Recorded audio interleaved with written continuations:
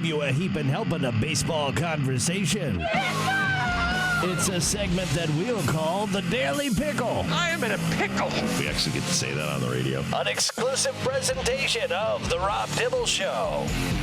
Yeah, I apologize. I thought they were in Tampa. They were in Milwaukee, my former team. 89-year-old Bob Uecker still calls those games. Yeah, baby. 12-5 is the final as the Red Sox put it on them late in that ball game. Yoshida homers twice in the same inning, a grand slam included in there, and they win 12-5. But great job on the road. I mean, that's what you want to be right now. They're at 500 on the road, but they're hitting the snot out of the ball. They need some pitching. The bullpen's going to be dead tired by May if they continue to run them out there from the sixth inning on. Starters have to get a little bit longer into these games. Hopefully, Chris Sale can get 18 outs today or tonight. But, I mean, that's the bottom line. I mean, I think, Alex Cora can only push this team as far as that bullpen's going to go. And right now, man, I'm watching a lot of these guys being run back out there almost every day. For the last 9 or 12 outs of every game. It's like they don't learn their lesson. We saw this all year last year, and they were trying to piece it together. But that's not. It's. I don't put that on Alex Cora or their team. I put that on the general manager. The general manager went old. You went with Corey Kluber instead of trying to get younger free agents, and because you were kind of like left out of probably some of these conversations, and then you were like, you spent too much. Here's what happens with general managers: they spend too much time on a guy that ends up going somewhere else, and in that respect. Then all of a sudden, now you got to take the next best guy or the next best guy, and it seems like they kept getting the next best guy till it got down to Corey Kluber. And, when you're getting these old guys that they're not going to go more than 15, 18 outs, and in April, you certainly aren't going to push these guys. The only guys that are going to get pushed are the bullpen guys. And the Red Sox last year, the bullpen was terrible, and getting Kenley Jansen was a huge improvement, but you got to be a bridge to get it to him. Yeah. And that's been the problem so far in the first, 21 games. Man, the AL East is just stacked. Like, Boston Red Sox are in the bottom of that basement, but they're 12-11. They're a game above 500. Taking on the Baltimore Orioles, and I've said this with the new scheduling that these division games are so much more important because you only have 13. You play less of them, and you're playing all these other games against these jabronis in the other league. So when you're playing against your own division, it's almost like a game and a half one way or another, Agreed. winning or losing. And the Baltimore Orioles are in second. They're right behind the Tampa. Well, they're behind the Tampa Bay Rays, No, 4.5 4.5 behind Tampa Bay. The Rays are just nuts. The Rays have yet to lose at home, by the way. They got the Astros. In front of those 5,000 fans. They're comfortable. They're very comfortable. Dude, it's just sad. Maybe it's an like awful stadium. You talk about the Oakland A's. I mean, I remember years ago when they were trying to move Tampa to San Francisco. And everybody was like, no. And Montreal. Then to Montreal. And they were going to split games in Montreal. I'd rather see them go to Montreal. I guarantee Montreal, they get 20,000 plus a game. People are just going to find the place that are on vacation and go, you know what? Hey, let's go to a Montreal Expos or a Tampa Bay Rays game here in Montreal. Rays. I understand that Rob Manfred wants to run roughshod over these districts and say, listen, we're going to keep the Marlins have no attendance, the Rays have no attendance. The A's, that's a situation where, listen, you'd get 20,000 a game if you had a decent team, and even when they did, the facilities were just awful. The people couldn't go to the bathroom. You had antiquated facilities that were built in the 60s and the 50s. I mean, it's just garbage out there. So I think a lot of this has to do with the decisions that have been made to keep these teams where they are. And now you want to build a new stadium. Well, it's going to take you 3 to 5 years to build a new stadium to put Tampa Bay in. Well, Tampa Bay's been winning the last 20 years. I think that's the biggest shame of the last 20 years for the Tampa Bay Rays fans. And they continue to be consistently good, not spend $220, $250 million a year. And right now, man, 149 runs scored, only 61 allowed. By far the best team in the American League East. And not many chump batting averages. I guess you give one to Manuel Margot. He's hitting below 200, but that's about it, man. But his outfielding it's like Kiermaier, who moved up to Toronto and stayed in the same division. When you have Gold Glove type players in your field, you could. It's okay. You could still, they're going to save you 2 runs a game with the play that they make. So Margot is the kind of guy with his speed. When he does get on base, he's going to make things happen. But in the outfield, that guy's fantastic. Yeah, and they have a lot of guys that are stolen base attempts, and they don't have a guy that's like got 10 already. They don't have a guy that's running away from him from the league, but they got about 6 guys that are danger on the base paths. I think their MVP is their strength and conditioning coach. Have you seen the size of this Yandy Diaz? This dude could be like a tight end in the NFL. See what he's clocking an in absolute right now. monster. A Rosarena's a monster. They say he's only Paredes 215. is a bull crap. Yandy's 6'2", 215 according his to the left leg and his card. left arm are 215. He's hitting 307. He's got 6 bombs, 15 RBI. His OPS is 991. He's looking good. No, I got. Let's see. I got another guy hitting 5, Rosarena. I got another guy, Lau, hitting 6. I got another guy, Ramirez, hitting 5. I mean, they got. They're tough outs everywhere. They are tough outs everywhere, and I don't care, Margot with the 190. That guy's not an easy out. Right. So, listen, Lau hit like 202 last year, or maybe 210. I mean, he's having a fantastic start to his year. I mean, again, when you have some protection, or you have the type of lineup where nobody wants to be the weak link, if Margot's thinking I'm the weak link, and he's still going out there and making great plays in the field, his teammates are making this guy, he will eventually start putting balls, squaring them up and putting them in play and them falling. And I don't think this guy's not going to hit 250 for the year, but I mean, they just, where do you find these guys all the time?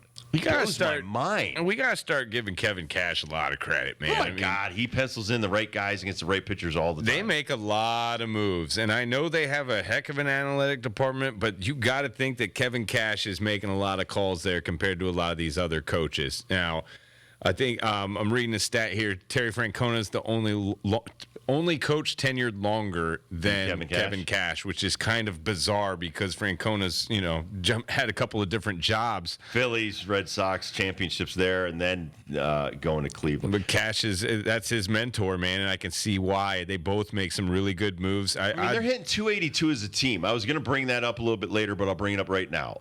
They've got those Rob Manfred's numbers that are out there, and they're not that good. All right, so people keep talking about the time of games. Yeah, the time of games are 30 minutes shorter. That's great.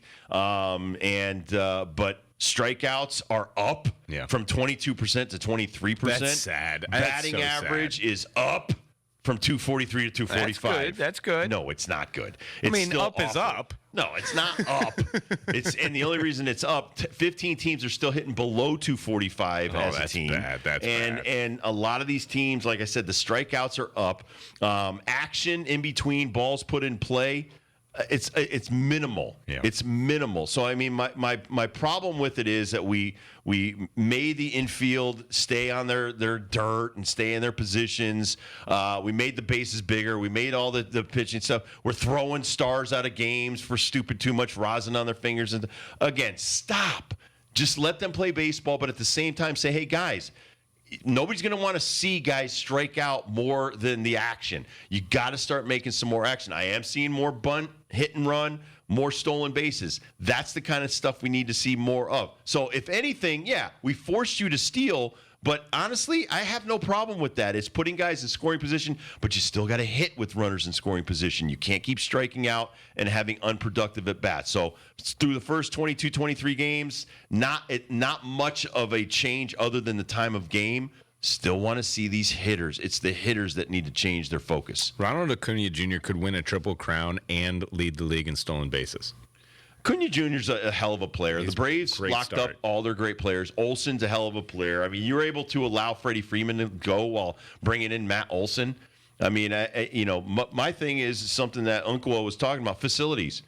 We keep talking about Oakland. They haven't built a new facility in 70 years. You've built 3 new stadiums since the mid-'90s for the Atlanta Braves. 3 new stadiums in Texas since the mid-'90s. I mean, it's just so I guess it's the areas that have more money that are able to, do that kind of stuff. But for me, it keeps your fans happy. And the one thing about Atlanta, they got packed stadiums, man. They got it's a fun atmosphere. Have been since the 80s. Yeah. So I mean, even when we were pummeling them in the late 80s, I think it was Skip Carey.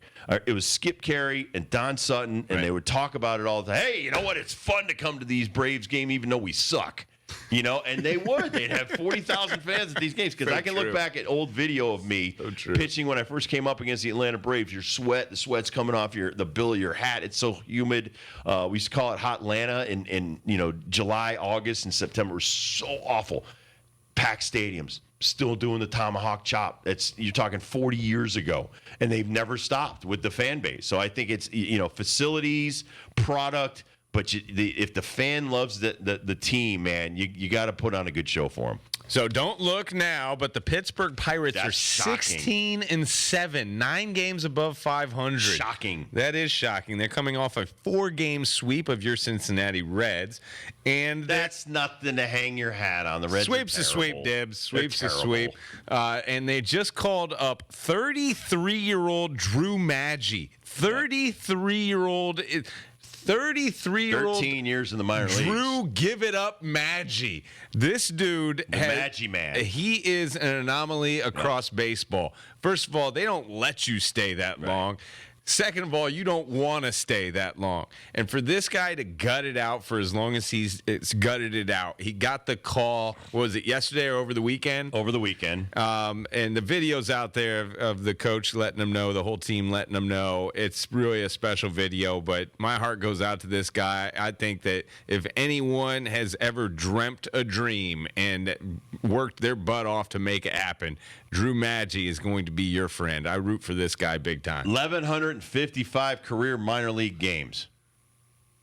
Does he? He doesn't have a wife, does he? He's no way he has a significant over. I don't know. No way. I'm looking him up right now. His wife, he's divorced. He's got to be. He's divorced twice. Maybe he's just got a wonderful support group and his wife. But listen, here's the thing about a guy like Drew. First of all, he's got to be a player coach. He's got to be like a teacher. He's been in multiple organizations, and he's a guy that's never going to be, a problem in the dugout or off the field. And so that's why he's stuck for so long. Have with the bat or what he may not have with the arm or the speed, he's so cerebral and so strong that way that they got to keep this guy around. They love having this guy around. And so I think that the lifers that are around the major leagues right now with the Pirates, the people that are in charge of the Pirates, the fact that you know that your team's playing really well in the major leagues and an injury is going to allow this guy's dream to be fulfilled, I think that's the best thing for this guy because he can play every infield position. I guarantee, and this is something I tell all my kids, even if you're 8 years old, if a coach says can you play left field? Yep. Can you catch? Yep.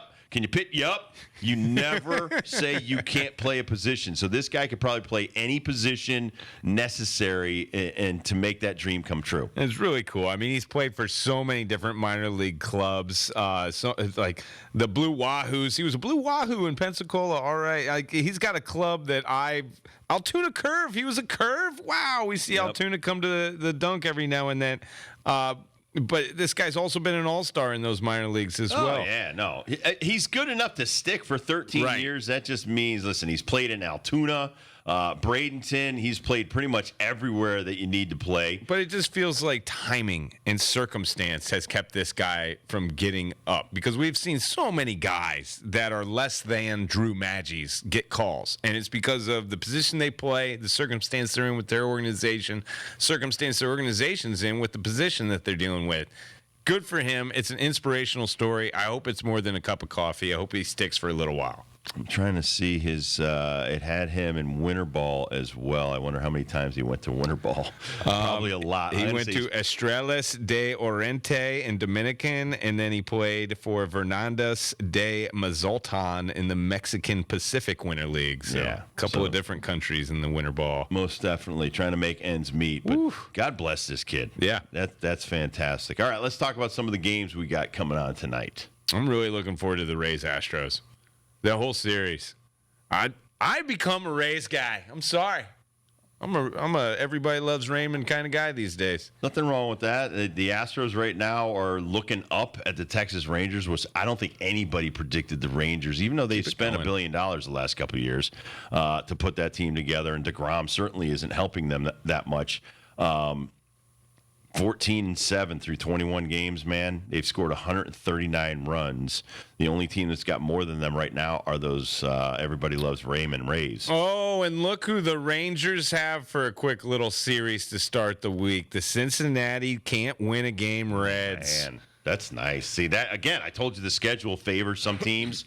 That will help a team like Texas. So instead of having to play like the Seattle Mariners or the Houston Astros and them play out of maybe their conference or even out of the league, now you basically should take 2 out of 3 or 3 out of 4 from sub 500 teams like the Reds, even in April. Eovaldi on the mound for the Texas Rangers. That was a great pickup. I mean, everybody talked about DeGrom. Eovaldi is steady. He's steady. He does yeoman's work.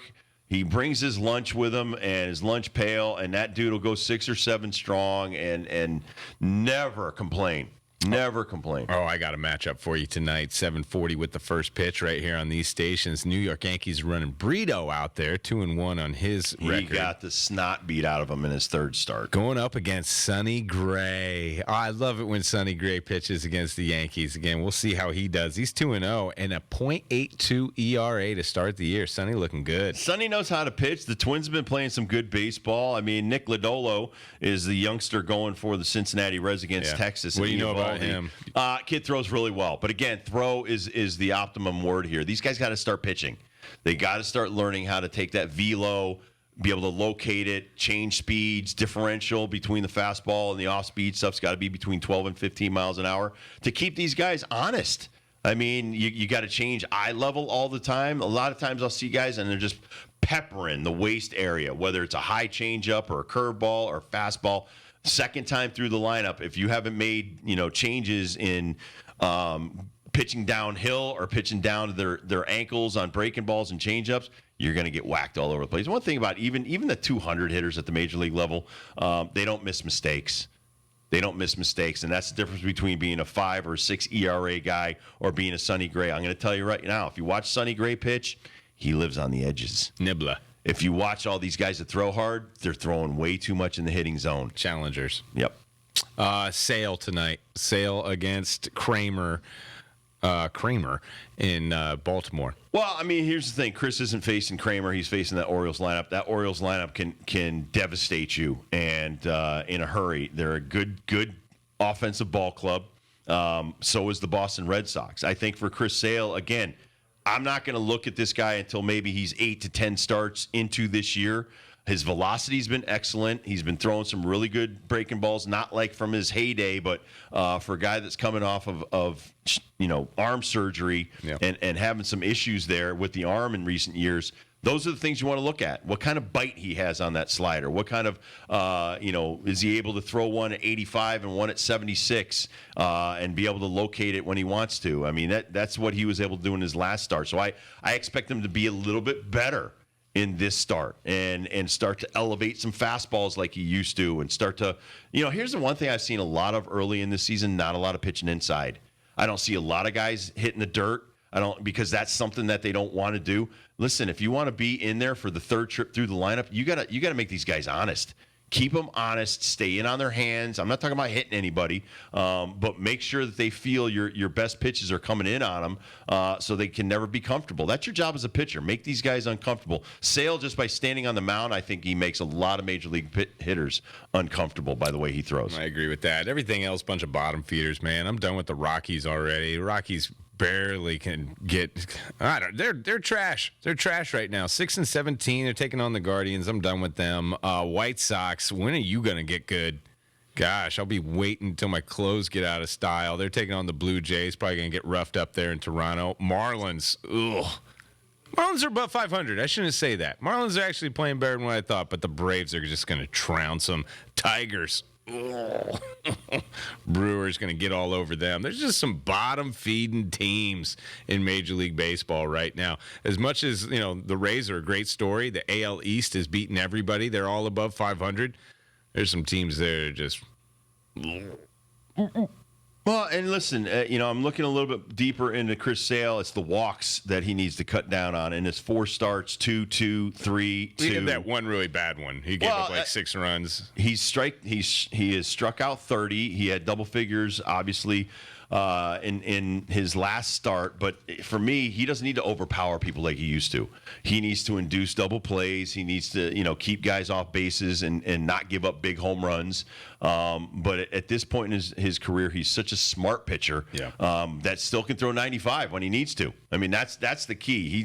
I don't know what his arm has felt like the day after, and since I'm not privy to that, I don't know how much time he's spending in the training room, how many throws he's throwing in between starts and things like that. That's key as well. Is how his body feels and when he's getting recovery. But to go from 3 innings, 5 innings, 4 innings to 6 innings, if he can do another 6 innings, I think that would be fantastic for the Red Sox. All right, we'll take a quick break. We will come back on the Rob Dibbles Show and do Dibbles and Bits next.